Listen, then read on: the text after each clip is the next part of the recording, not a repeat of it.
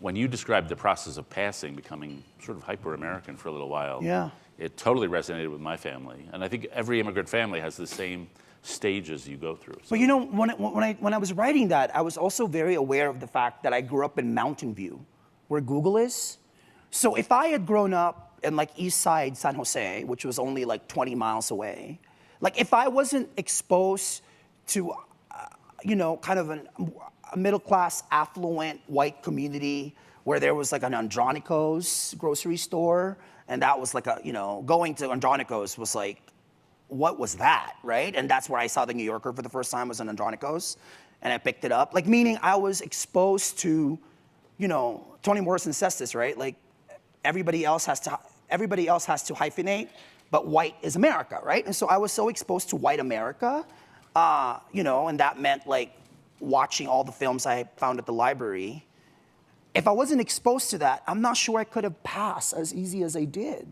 I wonder all those years when I was a reporter at the Post, they did not question it because I talk like this and I look like this. You know, mind you, I think I said this in the book, like, the moment I found out I was undocumented, the first thing I did was get rid of my big, thick Filipino accent, which is kind of like that.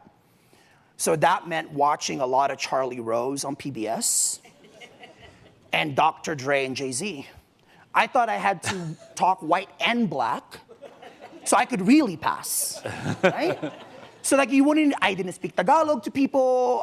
You know, I was like, how do I use $10 words? How do I subscribe to the New York Review of Books? I didn't understand anything in that thing, right? Commentary magazine was like, oh my God, what is this? You know, it was just like, but those are the things I thought I needed to do to pass, right? But I wonder, that's why writing the book was such a therapy, because I wondered what the cost of that has been for me. And when we think of assimilation, we only think of it kind of, we're assimilating to you, but what is the cost of that assimilation to us?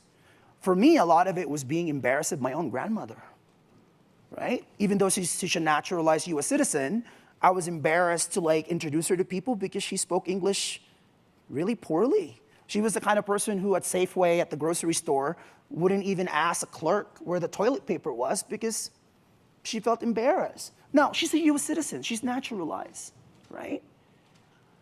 So I hated that that I realized that I was actually, you know, all through my 20s, I think I spent that decade wanting to be so American that I rejected anything Filipino or anything Tagalog or anything that had to do with where I was from, right? And what home means.